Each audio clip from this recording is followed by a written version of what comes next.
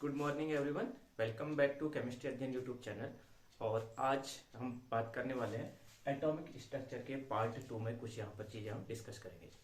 Last video में हमने परमाणु की संरचना से रिलेटेड कुछ बातें करी थी, जिसमें से डाल्टन्स एटॉमिक थ्योरी हमने सबसे पहले पढ़ी थी। उसके बाद जो एटॉमिक मॉडल्स होते हैं परमाणु की संरचना को समझाने के लिए कुछ मॉडल्स जो दिए गए थे उनके बारे में बात करी थी, जिसमें थॉमसन का परमाणु मॉडल, उसके बाद हमारा आया था रदरफोर्ड का परमाणु मॉडल और उसके बाद बोर का परमाणु मॉडल। इतना करने के बाद उम्मीद है वो सब आपको समझ में आया होगा। आज हम पार्ट 2 में यहाँ पर कुछ नए टॉपिक के बारे में बात करेंगे, जहां पर सबसे पहले मैं आपको बताऊंगा कि जो हमारे एटम के अंदर सब एटॉमिक पार्टिकल्स थे, यानी इलेक्ट्रॉन, प्रोटॉन और न्यूट्रॉन, जो कि जो हमारे इलेक्ट्रॉन जो होता है वो न्यूक्लियस के चारों ओर जो है क्या करता है, रिवॉल्व करते रहता है। और न्यूक्लियस के अंदर जो हमारे होते हैं वो क्या होते हैं, प्रोटॉन और न्यूट्रॉन होते हैं। ठीक है, ये बातें हमने करी थी। तो अब एटम के अंदर ये हमारा कोई एटम है, ठीक है। यहाँ पर हमारे सेंटर में क्या होते हैं, प्रोटॉन प्लस न्यूट्रॉन, और इलेक्ट्रॉन क्या करते हैं, इसके चारों ओर अराउंड में क्या करते हैं, चक्कर लगाते हैं। यहाँ पर हमारे इलेक्ट्रॉन होते हैं। अब इनके कितना चार्ज होता है, इनका कितना मास वगैरह होता है, ये हम यहाँ पर डिस्कस करेंगे। इस चीज को हम यहाँ पर नोट डाउन करेंगे। तो यहाँ पर सबसे पहले हम देखेंगे कि हमारा इलेक्ट्रॉन पे कितना चार्ज होता है। ठीक है, तो इलेक्ट्रॉन क्योंकि नेगेटिवली चार्ज पार्टिकल होता है तो इसको ई नेगेटिव से डिनोट करते हैं, प्रोटॉन को पी से और न्यूट्रॉन को एन से। और इस पर जो चार्ज होगा, क्योंकि नेगेटिवली चार्ज पार्टिकल होता है इलेक्ट्रॉन, इसलिए इसका जो चार्ज होगा माइनस का 1.6 इंटू 10⁻⁻⁹ कूलॉम। ठीक है, सी मतलब क्या है, कूलॉम। देखो जितना चार्ज इलेक्ट्रॉन पे होता है माइनस में, उतना ही एब्सोल्यूट उतना ही चार्ज किस पे होता है, प्रोटॉन पे होता है। लेकिन प्रोटॉन पे चार्ज कैसा होता है, प्लस पे, तो प्लस 1.6 इंटू 10⁻⁻⁹ कूलॉम। और न्यूट्रॉन कैसा होता है, न्यूट्रॉन न्यूट्रल पार्टिकल होता है, इस पे कोई भी चार्ज नहीं होता है, इसलिए इसका चार्ज क्या हो जाएगा, 0 हो जाएगा। अच्छा, ऐसे ही रिलेटिवली अगर हम देखें तो ये हो जाएगा -1 चार्ज, और इस पे हो जाएगा +1 चार्ज, और इस पे हो जाएगा 0 चार्ज न्यूट्रॉन का। उसके बाद मास अगर हम देखें तो मास इसका याद रखना आपको, केजी में हम मास ले रहे हैं, 9.1 इंटू 10⁻31 केजी इलेक्ट्रॉन का मास होता है। मतलब इलेक्ट्रॉन का मास बहुत कम होता है। अब देखो ऐसे ही हमारा प्रोटॉन का मास होता है 1.6 इंटू 10⁻27 केजी। तो यहाँ पर हम देख रहे हैं इसका -31 है, जबकि इसका -27 ही है। तो इसका मतलब ये वाला मास इलेक्ट्रॉन का बहुत ज्यादा कम है इन कंपेयर टू प्रोटॉन के। अच्छा, अब यहाँ पर जो मास होता है प्रोटॉन और न्यूट्रॉन का मास लगभग सेम ही होता है, तो 1.6 इंटू 10⁻27 केजी। ठीक है, अगर हम अप्रोक्सीमेट मास अगर देखें, यू मतलब होता है एटॉमिक मास यूनिट, तो यहाँ पर इसका जो मास हम लेते हैं इलेक्ट्रॉन का, नेग्लिजिबल मास होता है 0, नेग्लिजिबल, यानी इलेक्ट्रॉन का मास हम नेग्लेक्ट भी कर सकते हैं, नेग्लेक्ट करते ही हैं, क्योंकि इलेक्ट्रॉन का मास नहीं के बराबर होता है, क्योंकि बहुत ही हल्का पार्टिकल है, इस वजह से रिवॉल्व भी कर पा रहा है। इसका मास हम लेते हैं 1, और इसका भी मास कितना लेते हैं, 1 एटॉमिक मास यूनिट में। तो ये हमारे कुछ फंडामेंटल प्रॉपर्टीज हैं इलेक्ट्रॉन, प्रोटॉन और न्यूट्रॉन की। इसको आपको कहीं पर भी न्यूमेरिकल्स में भी यूज आ सकते हैं, और जो है ये वैल्यू भी डायरेक्टली पूछी जा सकती है, इसको आप नोट डाउन करेंगे। अब हम बात करते हैं atomic number and atomic mass, यानी परमाणु संख्या, जिसको हम Z से डिनोट करते हैं, और दूसरा एटॉमिक मास मतलब परमाणु भार, यानी इसको हम A से डिनोट करते हैं। तो इसको करने के लिए आपको सिंपल सा तरीका याद रखना है। जो परमाणु संख्या होती है वो क्या होती है, number of proton with in the nucleus of atom, ठीक है। तो इसका मतलब क्या है, जो परमाणु के नाभिक में जो प्रोटॉनों की संख्या होती है वो क्या होती है, उसकी परमाणु संख्या कहलाती है। या फिर और भी लिख सकते हो, number of electron within the atom in या within a neutral atom, ठीक है। अब देखो इसका मतलब क्या है कि भाई जो परमाणु संख्या होती है वो क्या होती है, किसी भी परमाणु की, हमारा कोई परमाणु है, इसके नाभिक में यानी न्यूक्लियस में जितने भी प्रोटॉन होते हैं वही क्या होती है, उसकी परमाणु संख्या होती है। ठीक है, और एक चीज हमें पता होती है कि परमाणु एक उदासीन कण होता है, तो इसमें जितने प्रोटॉन होंगे उतने ही क्या होते हैं, इलेक्ट्रॉन भी होते हैं। ठीक है, तो इसका मतलब क्या कह सकते हैं, दूसरा हम ये कह सकते हैं number of electron within a neutral atom. Neutral atom इसलिए कह रहे हैं क्योंकि अगर माना जो हमारा प्रोटॉन को तो कभी बाहर नहीं निकाल पाते हम नॉर्मली, लेकिन इलेक्ट्रॉन को हम आसानी से बाहर निकाल सकते हैं। ठीक है, तो इस वजह से अगर इलेक्ट्रॉन बाहर निकलता है तो फिर किसी भी एटम पर पॉजिटिव चार्ज आ जाता है। ठीक है, फिर जो है प्रोटॉनों की और इलेक्ट्रॉनों की संख्या बराबर नहीं रहेगी।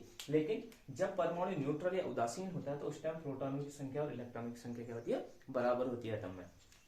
तो हम कह सकते हैं कि हमेशा जो परमाणु संख्या होगी वो प्रोटॉनों की संख्या के बराबर हमेशा रहेगी। लेकिन अगर कोई परमाणु उदासीन अवस्था में है तो उस टाइम जो है हम कह सकते हैं कि भाई इलेक्ट्रॉन की संख्या जो है वो भी परमाणु संख्या के बराबर होगी, यानी उस टाइम प्रोटॉन और इलेक्ट्रॉन दोनों बराबर होंगे परमाणु के अंदर जब परमाणु उदासीन रहेगा। ठीक है, तो ये हमारा हो गया क्या, परमाणु संख्या। ठीक है, ये आप शायद आपको समझ में आ गया होगा।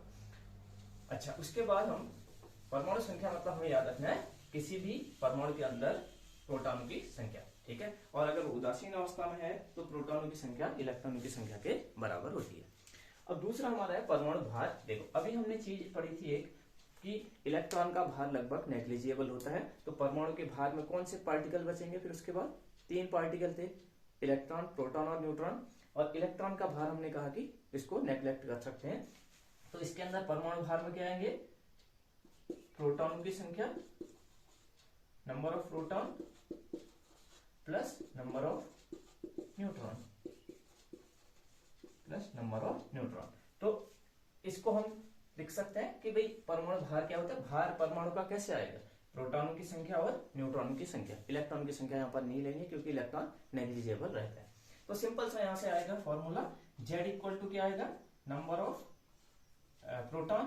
ठीक है, Z P के बराबर होगा। ठीक है, नंबर ऑफ P प्रोटॉन के, और जो हमारा A होगा परमाणु भार होगा number of neutron plus number of proton. ये हमारा टोटल फॉर्मूला यहाँ पर से आ जाएगा। ठीक है, अब ये आपको मेरे ख्याल से आई होप समझ में आया होगा, क्या परमाणु क्रमांक या परमाणु संख्या जो होती है वो क्या होती है, प्रोटॉनों की संख्या के बराबर होता है, और परमाणु भार प्रोटॉन और न्यूट्रॉनों की संख्या के बराबर होता है। और एक चीज और बताई थी, किसी भी उदासीन जो परमाणु होता है उसके अंदर प्रोटॉनों की संख्या और इलेक्ट्रॉनों की संख्या बराबर होती है। आई होप आपको इतना समझ में आया होगा।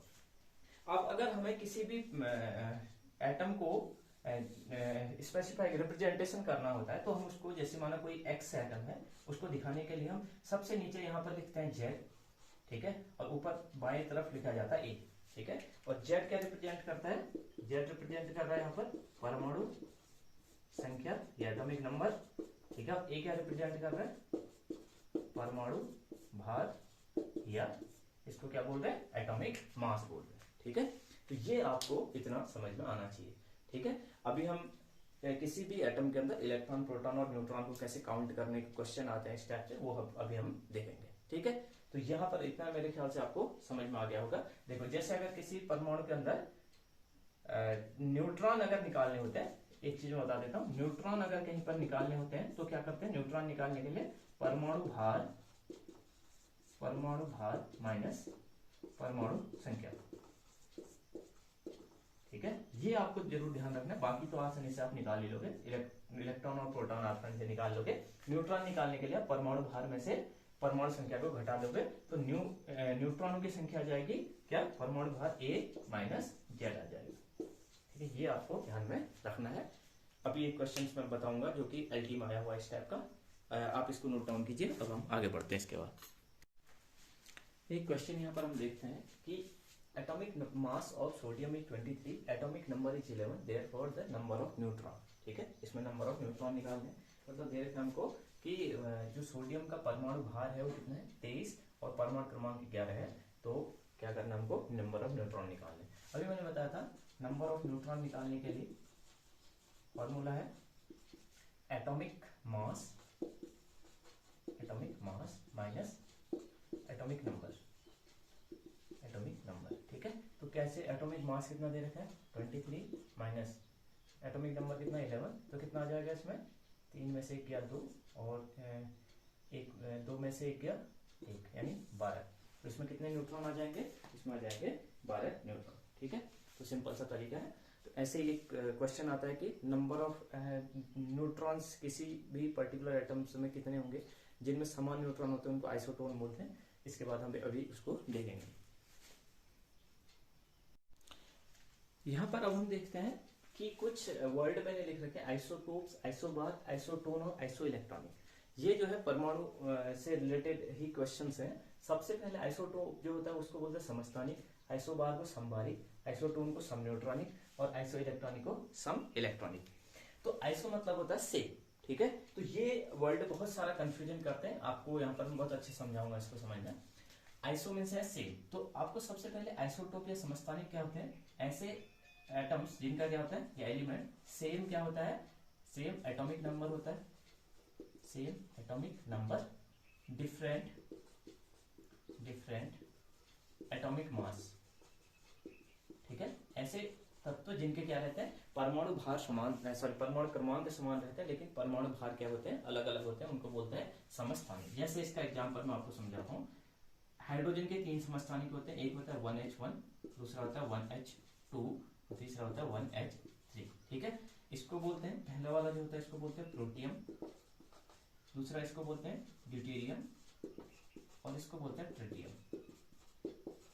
ठीक है, अब इसमें देखो इसका भी परमाणु क्रमांक 1, इसका भी 1, इसका भी 1, लेकिन इसका परमाणु भार 1, इसका परमाणु भार 2, इसका परमाणु भार 3।